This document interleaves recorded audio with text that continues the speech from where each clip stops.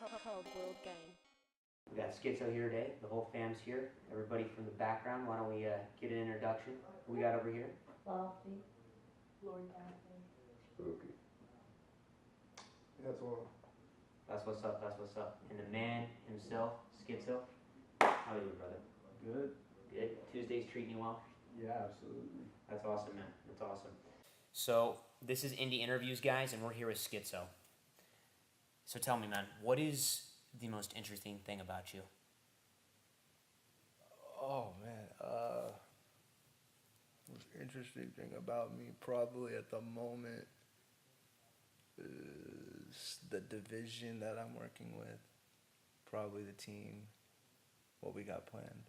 Absolutely. Tell me a little about the team. Tell me who you're working with, what you guys are doing, what you guys got planned. So we're like a collective. We've got Mr. W from here. Okay. We've got Jack Acid, who's also from here. Shout out Jack Acid. We got the Machine that took my family from Colorado. It's a wild name. We've got Creepy Boys, love them, been friends with them for a minute. Real good dudes. Spooky Kage. Shout out Spooky. Yeah, the fucking shaman himself. Am I forgetting anybody at this moment? No. That's mostly everybody. So tell me about the collective and what your guys' goals are as a collective and what you're working towards, and a little bit about your style, because frankly the collective you guys are working with and what you guys have got going on is most definitely one of the most unique things out there today in the underground scene. Yeah, I like to think that we're unique for sure, but we're all sort of different. Yeah. You know, Jack's got sort of a pissed off, like extreme manic sound. Spooky's pretty manic too, but his shit is fucking otherworldly. Right. You know, it's like you landed on a planet and the aliens are attacking you type Right. shit. It's fucking nuts. Mr. W is like futuristic dystopia fucking, like, how would I put it? He's like Cowboy Bebop in a fucking, like a body. Okay. A Okay. big black Cowboy Yeah. Bebop. He's dope though. I love dude. We're all really different, like sound wise, but like mentally we're kind of on the same page. Right. Creepy Boys are really cool. They're fucking like a horror Yeah. movie like come to life. It's like they like embody like a demonic Sure. sound. You guys all have maybe different styles, different looks, different Yeah, aesthetics, yeah. even musically speaking, but you're working towards the same goal, you have the same vision. Yeah, And absolutely. It's would you say you guys are like a family, or is that maybe going too far? Yeah, definitely. Like we didn't just link up because we're just a bunch of artists. Right. Like we were tight with each other, like and headed Mhm. the same directions and working consistently as friends. Sure. But now it's become, you know, more of Right. a focused like energy towards like Absolutely. where we're going with it. But like yeah. Absolutely. Very, sure. very cool. Very cool. And how did you guys meet? How did this collective form? That's funny. Like the other day I was going through my messages with Right. Jack Acid, and I feel like, how the fuck did I meet this dude? He like messaged me because like me and Twan and Spooky were like booking little shows and shit, and he was like, hey, you got any space for me to get on? And I was like, I'm fully booked at the moment. Right. But like from there on, it was just like anytime there's an opportunity that we had, we were talking to him, or any opportunity that he had, he hit us up, and it just kind of, you know, we just worked well together. And, Right. you know, joking around and stuff, became pretty good homies. Absolutely, absolutely. So how long have you guys been together then, working as a collective?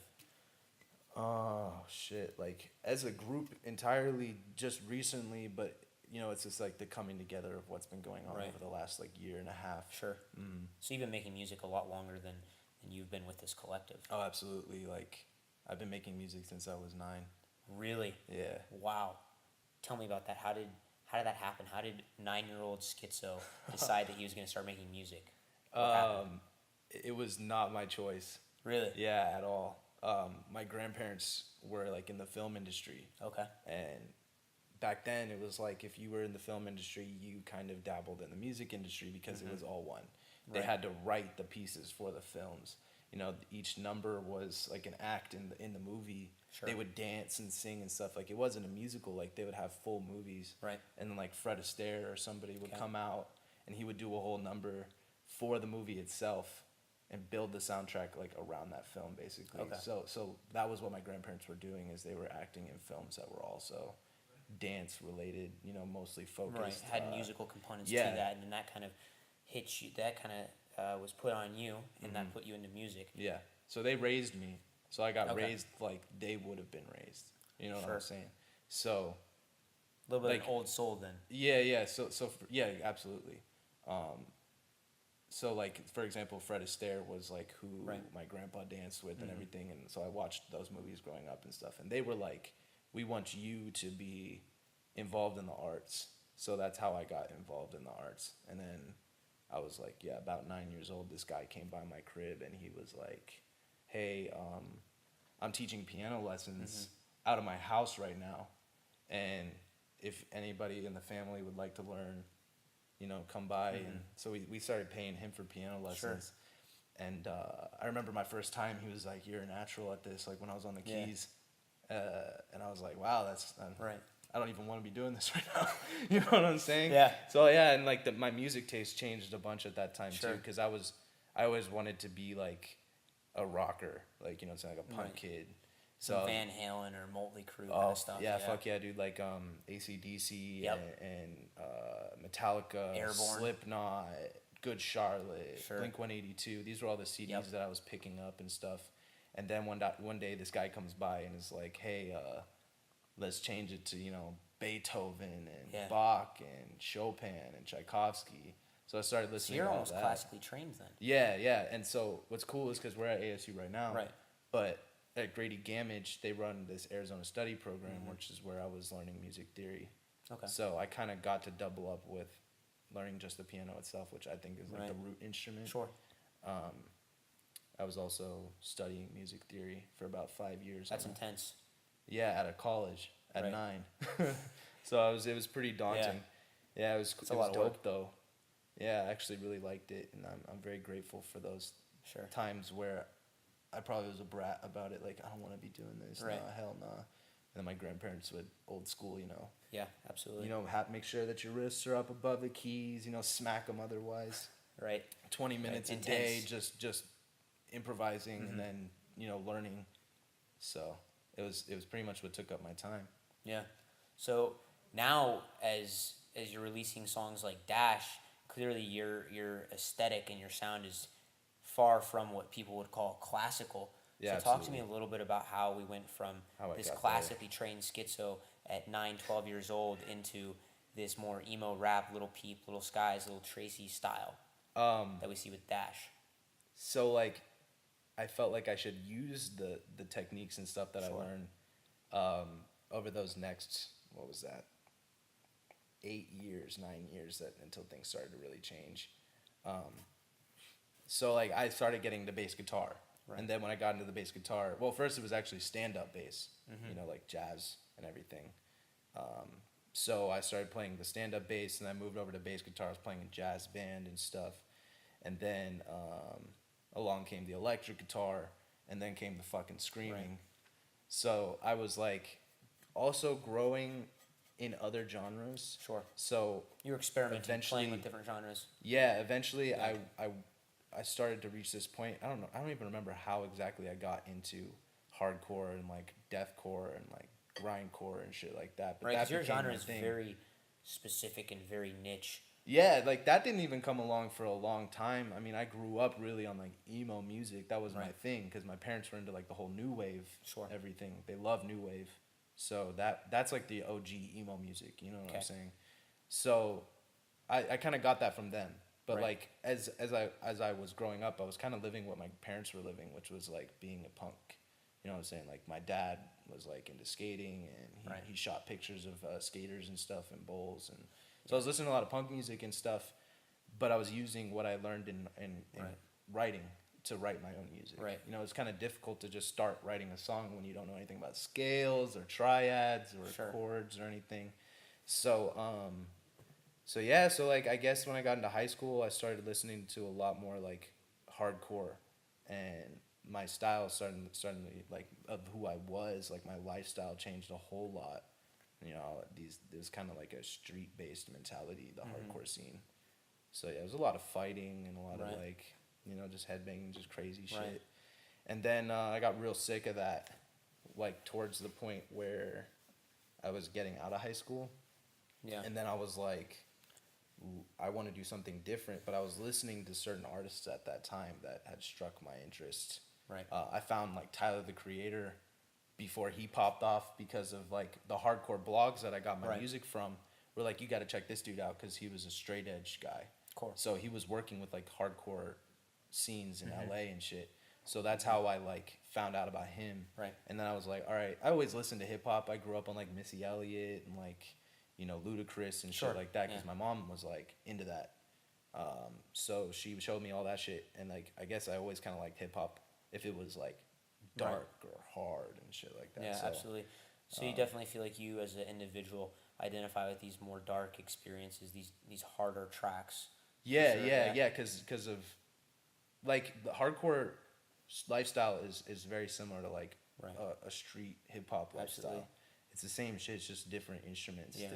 different ways of speaking. I think we it. definitely can see that playing a role in your music, and I think Yeah. if you're able to talk on how that came to be, I think that'd be I started to hate the dark, the evil shit, the mean shit, the fucking irrational shit, like Mm-hmm. Right. beating dudes up just because we're upset. You know what I'm saying? Yeah. Like that was way past that at a certain point. right. When I started getting high and stuff. You know what I Yeah. mean?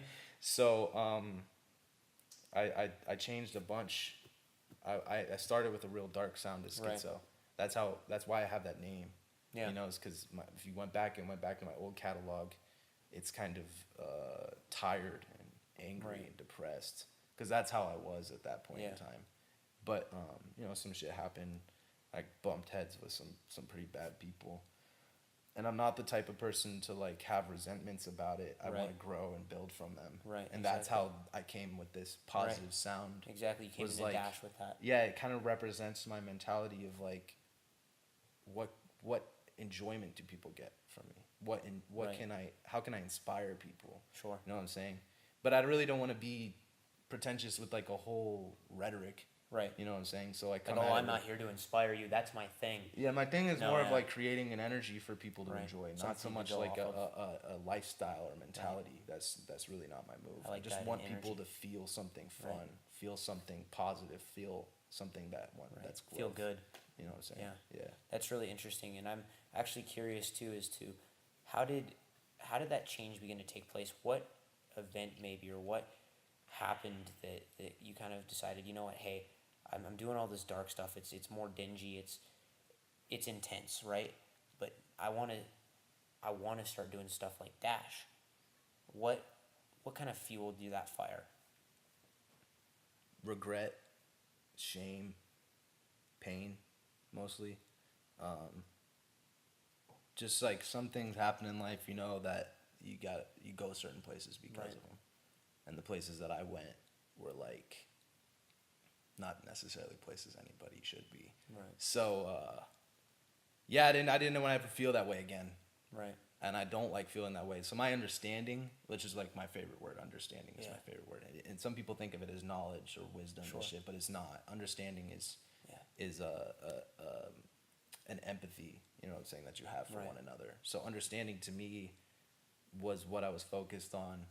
So how it changed me was like those rough things. Looking back at my old stuff, I don't even like what I was talking about and stuff Right. because I wasn't understanding. Do you feel like you still identify with it or not at all? No, dude, like it's almost like It's a different it's so it's so dissociative already. Right. The sound was Sure. dissociative, and I just found myself in conflict, being restricted because of those things, being in a bad place, being in a pit. You know what I mean? I had to get out. You know Right. what I'm saying? So I kind of climbed my way out and found, what it was that made me want to live. You know what I'm Yeah, saying? What it absolutely. was that made me happy. Sure. And money, just being able to smile and laugh with Right. people, food, simple shit, simple. Yeah. You know what I'm saying? So it's simplistic, dude. Mhm. You know what I mean? Yeah, absolutely. And I mean, to go from where you were to where you are now, that's a hell of a climb. That's a hell of a journey. Yeah. I think there's a lot of people out there who have had similar experiences and are maybe going through a really rough time or just having an extremely difficult part of their life. Yeah. What do you say to them? How do you what do you tell them? I would tell them. How'd you climb out of the pit?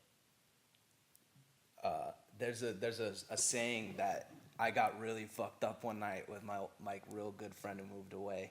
I was fucking wasted. I must have been like blackout drunk. I saw this shit on this door of this guy's grandma's house, Yeah. right? We trashed that place too. I feel bad. Oh, boy. Sorry about that. If any of you are related to that situation, my bad. I found this on the door. I ripped it off the door. It was this piece of paper that was taped up there, so I didn't Right. really feel bad about it because it could have just been copied and printed again. So I grab it. It says, I'll never forget this word for word. Even as fucked up as I was, I'll never forget this. It says, all that you want, all that you need will be provided as if by magic once you know what you want and do something about it every day. And then it That's good. says, it's a little like memo from the universe. It says, no matter what, the universe. And that shit was so mystifying to me because I'm just like wobbling around drunk Yeah. and shit. And I see this at this door and I'm like, damn, like that inspired me. And that was so long ago too. And I don't think I ever applied that until I really was at my Right. worst when I hit bottom. Right. And so I just decided like, I've got to grow, I've got to change, I've got to accept things.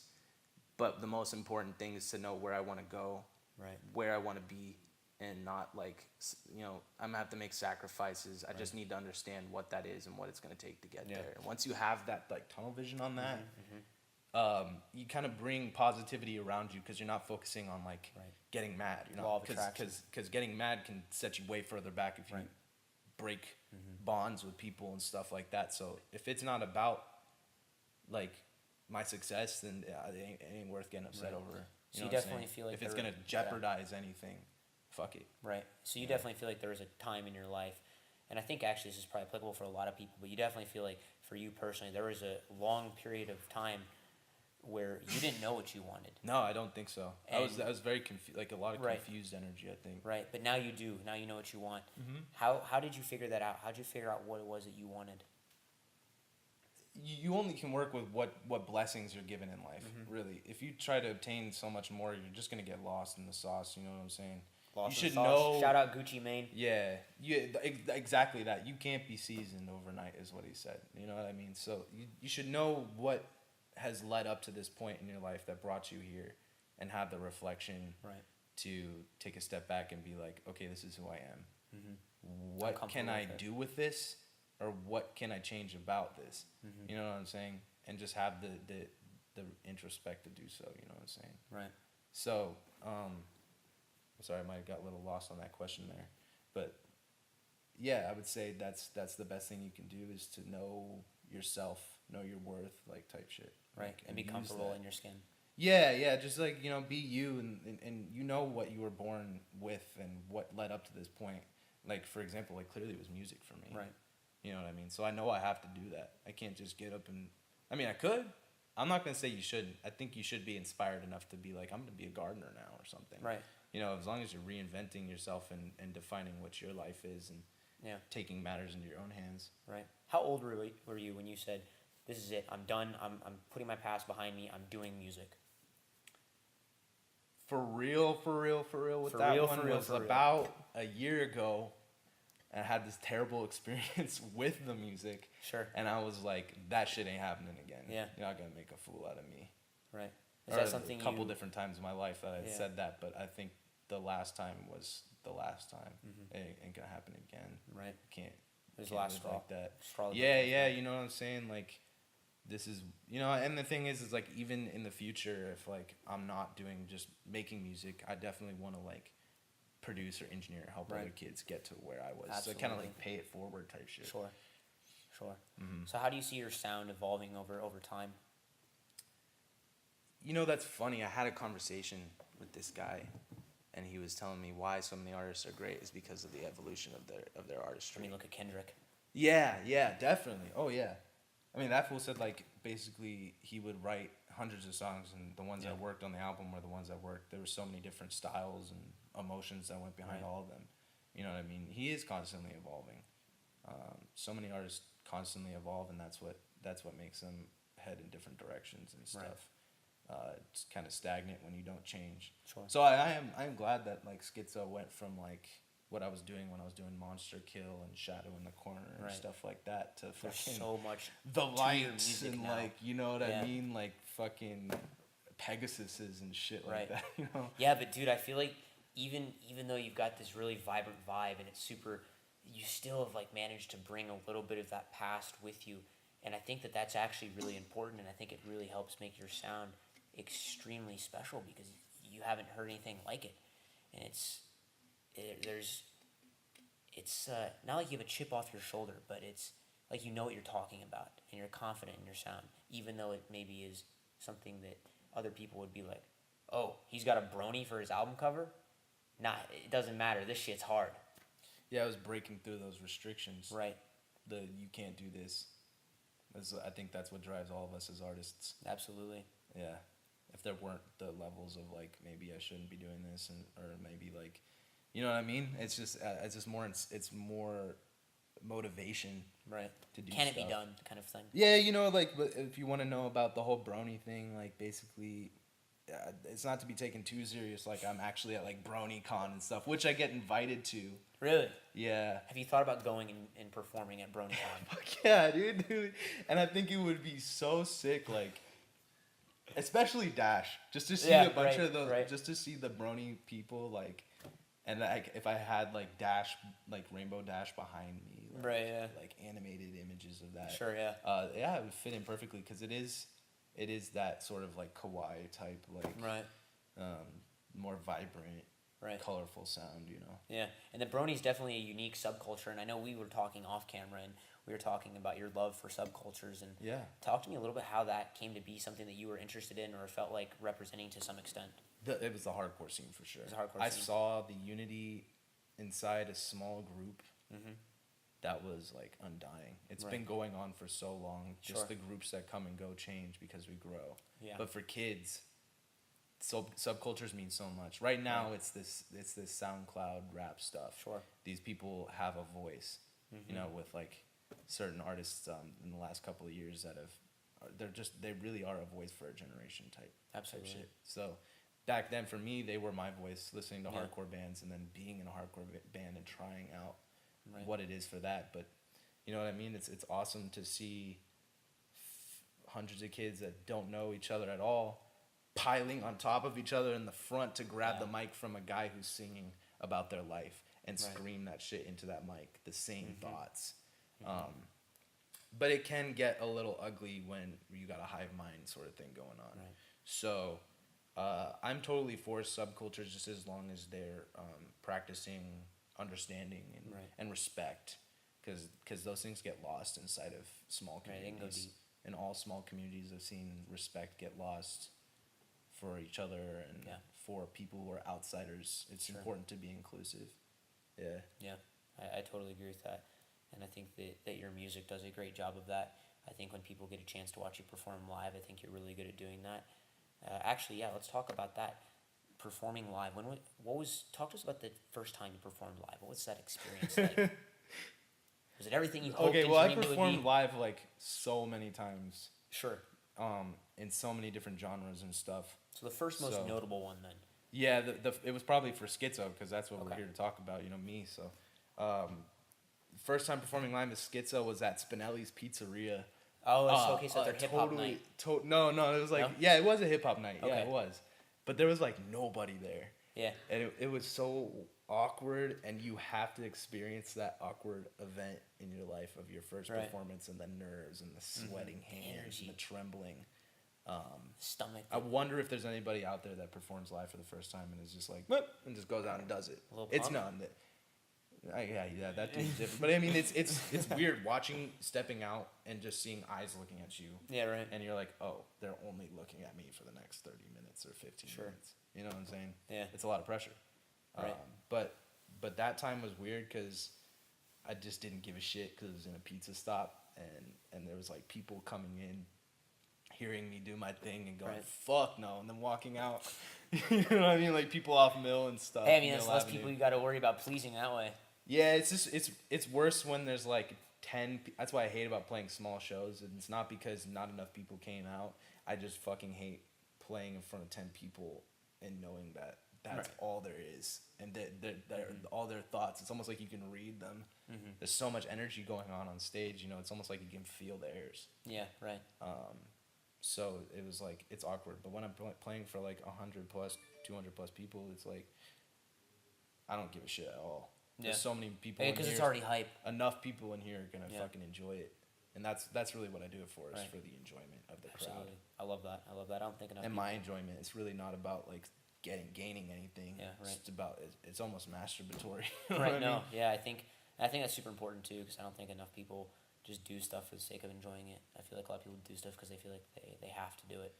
Yeah, I mean, the moments leading up to a show, the promotions and everything and all that, Right. it matters. Of course. And later when you're looking back at it, you're like, okay, was it lit? Like, was there enough people? Right. You know what I'm saying? Did Yeah. they walk out of it like Right. a fan? You know what I mean? That shit kind of matters. Yeah. Not ultimately, Right. because at it's the end just of the day- performing live. Yeah. There's so many other aspects to this shit. Sure. Do you would you perform with Weird Al? Yeah, absolutely. So what are your thoughts on Weird Al?